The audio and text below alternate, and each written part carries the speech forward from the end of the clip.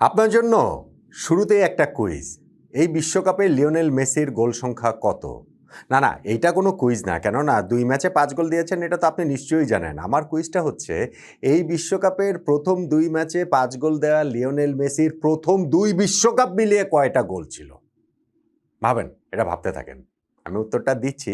আপনি যদি মেসির ভিভিড ফ্যান হন তাহলে তো সেটা আপনি জানবেনই। লিওনেল মেসি এই বিশ্বকাপে যেন সকল লজিককে একেবারে বুড়ো আঙ্গুলি দেখিয়ে ৩৯ বছর বয়সে অবিশ্বাস্য ফুটবল খেলছেন। প্রথম ম্যাচে আলজেরিয়ার বিপক্ষে তিনি হ্যাট্রিক করলেন, দ্বিতীয় ম্যাচে অস্ট্রিয়ার বিপক্ষে ২ গোল করলেন, যেইটা আসলে হ্যাট্রিক হতেই পারত পেনাল্টিটা যদি তিনি মিস না করতেন।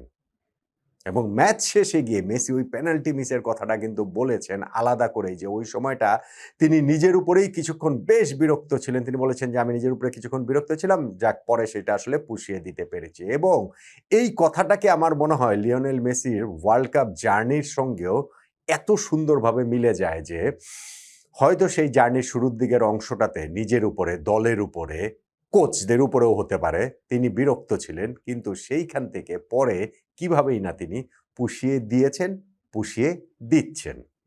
লিওনেল মেসি যা করছেন সেইটা আসলে ইতিহাস। ইতিহাস বলতে প্রতিদিনই আমরা প্রতি ম্যাচেই আমরা লিওনেল মেসির ইতিহাস দেখতে পাচ্ছি। এমনভাবেই যে তিনি নিজেই ইতিহাস হয়ে উঠেছেন। এবং সেইখানটাতে এই পেনাল্টি মিসের যে বিরক্ত এবং পরে পুষিয়ে দেওয়ার কথাটা যে বলছিলাম, তার সঙ্গে শুরুর যে কুইজটা আমি দিয়েছি একটা মিল রয়েছে। এই বিশ্বকাপের ২ ম্যাচে ৫ গোল করা লিওনেল মেসির প্রথম ২ বিশ্বকাপ শেষে মাত্র ১ গোল ছিল। প্রথম ৪ বিশ্বকাপ শেষে তার মাত্র ৬ গোল ছিল। ৪টা বিশ্বকাপ খেলে ৬ গোল করেছেন যেই মেসি, তিনি এখন ক্যারিয়ারের এই পড়ন্ত বেলাতে এসে ২ ম্যাচেই ৫ গোল করে ফেলেন। এবং সেইখানটাতেই ওই নিজের উপরে বিরক্ত থাকা, পুষিয়ে দেওয়ার ব্যাপারটা চলে আসে। ২০০৬ বিশ্বকাপ, মেসি তখন মাত্র ১৯ বছর বয়স। সেই বিশ্বকাপে আর্জেন্টিনার তিনি মেইন ম্যান না, কোনোভাবেই না। ফার্স্ট 11 এও তার জায়গাটা নিয়মিত মানে ওইটা ছিলই না। কিন্তু তারপরেও হোসে পেকারম্যান তাকে ওই ম্যাচটাতে জার্মানির বিপক্ষে মাঠে নামালেন না। নামালেন না তো নামালেনই না। এবং ওই পরবর্তীতে বিশ্লেষণে এটা কিন্তু অনেকেই ওই একটি স্কুল অফ থট রয়েছে যে মেসিকে যদি নামানো হতো তাহলে হয়তোবা আর্জেন্টিনার ওই ম্যাচটা হারতে নাও হতে পারত। ওই বিশ্বকাপে তিনি একটা গোল করেছিলেন সার্বিয়ান মন্টেনেগ্রোর বিপক্ষে। আর্জেন্টিনা যে ৬-০ গোলে জিতেছে তার মধ্যে মেসির একটা গোল। ২০১০ বিশ্বকাপ, ডিয়েগো ম্যারাডোনার সঙ্গে লিওনেল মেসির রাজজটক। কিন্তু সেই বিশ্বকাপে মেসি একটা গোলও করতে পারেন নাই।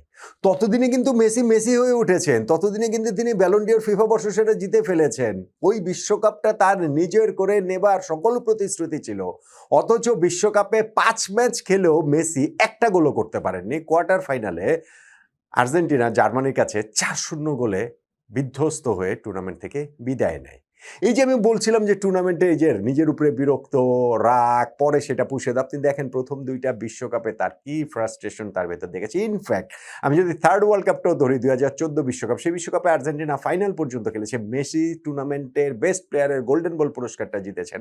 কিন্তু ওই নিশ্চয়ই আমাদের মনে আছে গোল্ডেন বলের সামনে মেসির সেই পাথরের মতো মুখ, একবারে মূর্তির মতো তিনি দাঁড়িয়ে আছেন যে ওই পুরস্কারটা তার কাছে একেবারে মানে বিষের মতো লাগছিল।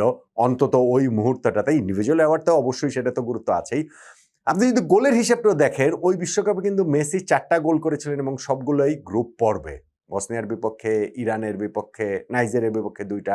এরপরে নকআউট পর্বে কিন্তু মেসির আর একটা গোলও ছিল না। সেরা খেলোয়াড়ের পুরস্কার তিনি জিতেছেন, কিন্তু যেহেতু আর্জেন্টিনা ফাইনালে হেরে গিয়েছে, এই সেরা খেলোয়াড় বলেন বা এই যে গোলগুলো করেছেন সেগুলোর একেবারে এক অর্থে মূল্যহীনই হয়ে গিয়েছে। এক অর্থে অর্থহীনই হয়ে গিয়েছিল। ২০১৮ বিশ্বকাপ, হোর্হে সাম্পোলের সেই দল, যেই দলটাতে নিয়ে মেসি আসলে রাউন্ড অফ 16 নকআউটের শুরুতেই ফ্রান্সের কাছে হেরে তার দল বিদায় নিয়ে নিয়েছিল এবং সেই বিশ্বকাপে মেসি একটা মাত্র গোল করেছিলেন। আপনি দেখেন তাহলে ২০০৬ বিশ্বকাপে ১ গোল, ২০১০ বিশ্বকাপে কোনো গোল নাই, ২০১৪ বিশ্বকাপে ৪ গোল, ২০১৮ বিশ্বকাপে ১ গোল। প্রথম ৪ বিশ্বকাপ মিলিয়ে মেসির ছিল ৬ গোল। সেই মেসি এই যে কালকের ম্যাচটাতে অস্ট্রিয়ার বিপক্ষে পেনাল্টি মিস, বিরক্ত, ওই সময়টা মেসি নিশ্চয়ই নিজের উপরে প্রচণ্ড বিরক্ত ছিলেন। অবশ্যই ছিলেন। মাঝখানে তো তিনি ওই কোপা আমেরিকায় পরাজয়ের পর ফাইনালে তিনি অবসরের ঘোষণাই তো দিয়ে দিয়েছিলেন। সো বিরক্তটা তো থাকা স্বাভাবিক এবং পরবর্তীতে সেটা কিভাবেই না তিনি পুষিয়ে দিচ্ছেন। আমি অ্যাবসোলিউটলি এই গোলের কথাই বলি। হ্যাঁ, ফিনালিস্ট জিতেছে, ওয়ার্ল্ড কাপ জিতেছে, কোপা আমেরিকা জিতেছে, সবই ঠিক আছে। কিন্তু এই যে গোল দিয়ে যদি বিবেচনা করি, যেহেতু মিরোস্লাভ ক্লোজাকে টপকে বিশ্বকাপ ইতিহাসের সর্বকালের সর্বোচ্চ গোলদাতা মেসি হয়ে গেলেন, সেইখানটাতে প্রথম ৪ বিশ্বকাপে যে ৬ গোল মেসি করেছিলেন, ৫ নম্বর বিশ্বকাপেই তিনি ৭ গোল করে ফেলেন ২০২২ বিশ্বকাপে এবং ৬ নম্বর বিশ্বকাপের প্রথম ২ ম্যাচেই তিনি ৫ গোল করে ফেললেন। এখন এই ২ ম্যাচে ৫ গোল করার পর আমার কাছে তো মনে হচ্ছে যে ফুটবলের একটা রেকর্ড যেইটা প্রায় অমরত্ব পেয়ে গেছে, এই রেকর্ড কেউ কোনোদিন ভাঙতে পারবে সেইটাও ভাবা যায় না। ১৯৫৮ বিশ্বকাপে ফ্রান্সের জাফতে এক ওয়ার্ল্ড কাপে যে ১৩ গোল করেছিলেন। লিওনেল মেসি যেইভাবে স্টার্টটা করেছেন তাতে কি ওই রেকর্ডটাও এখন হুমকির মুখে আছে? ধরেন আর্জেন্টিনার লাস্ট ম্যাচের প্রতিপক্ষ রয়েছে জর্ডান, তুলনামূলক দুর্বল। ধরেন নকআউট পর্বের শুরুতে এমন হতে পারে যে আর্জেন্টিনার সামনে কাবো ভের্দে কিংবা সৌদি আরব পড়ে গেল। হতে পারে।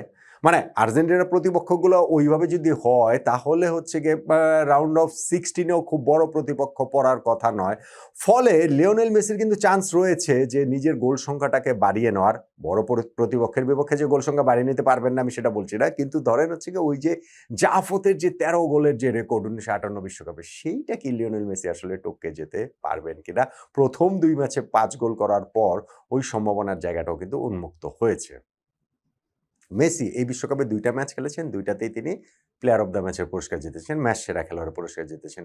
ওয়ার্ল্ড কাপে তিনি সব মিলিয়ে ২৮ টা ম্যাচ খেলেছেন ৬ বিশ্বকাপে, তার মধ্যে ১৩ টা ম্যাচেই তিনি সেরা খেলোয়াড়ের পুরস্কার জিতেছেন। একজন ফুটবলার ২৮ ম্যাচ খেলে ১৩ টা ম্যাচ মানে অলমোস্ট 50% ম্যাচে তিনি ম্যাচ সেরার পুরস্কার জেতেন। এইটা ভাই ইনসেন। এইটাকে আসলে কোনো কিছু দিয়ে ব্যাখ্যা করা যায় না। এখন তারপরেও মেসির আগের সকল কীর্তিকে আপনি এক অর্থে ব্যাখ্যা করতে পারেন। তার যখন সেই ব্যর্থতার সময় ছিল সেটা কোচ কিংবা তার টিম ওগুলো দিয়ে ব্যাখ্যা করতে পারেন। ইনফ্যাক্ট ২০২২ বিশ্বকাপে আর্জেন্টিনা এবং লিওনেল মেসির সাফল্য সেইটাকেও ব্যাখ্যা করতে পারেন। কিন্তু এই ২০২৬ বিশ্বকাপের প্রথম ২ টা ম্যাচে ৩৯ বছর বয়সী লিওনেল মেসি যেই ফুটবলটা খেলেছেন সেইটাকে আসলে ঠিক ব্যাখ্যা করা যাচ্ছে না। সেইটাকে ব্যাখ্যা করাটা আসলে ভীষণ রকমের কঠিন এবং মেসি যে এইখানটাতেই থামছেন না, তিনিও ম্যাচ শেষে বলেছেন অস্ট্রিয়ার বিপক্ষে যে সামনে আরো অনেক আনন্দ দেবেন। সেই আনন্দটা আসলে কতদূর টেনে নিয়ে যেতে পারবেন তিনি আর্জেন্টিনাকে। আরো একটা শিরোপা কি আর্জেন্টিনা জিতবে কিনা? ১৯৩৪-৩৮ ইতালি, ১৯৫৮-৬২ ব্রাজিলের পর এই আর্জেন্টিনা কি ২০২২ এর শিরোপাটা ২০২৬ এ ধরে রাখতে পারবে কিনা? যদি সেটা পারে, আমি আমার আগের আলোচনাটাতেও বলেছিলাম, তাহলে এখনই লিখে রাখেন। বিশ্বকাপের সেরা খেলোয়াড়ের গোল্ডেন বলের পুরস্কার লিওনেল মেসি জিততে যাচ্ছেন। বিশ্বকাপের সর্বোচ্চ গোলদাতার গোল্ডেন বুটের পুরস্কারও লিওনেল মেসিই জিততে যাচ্ছেন যদি আর্জেন্টিনা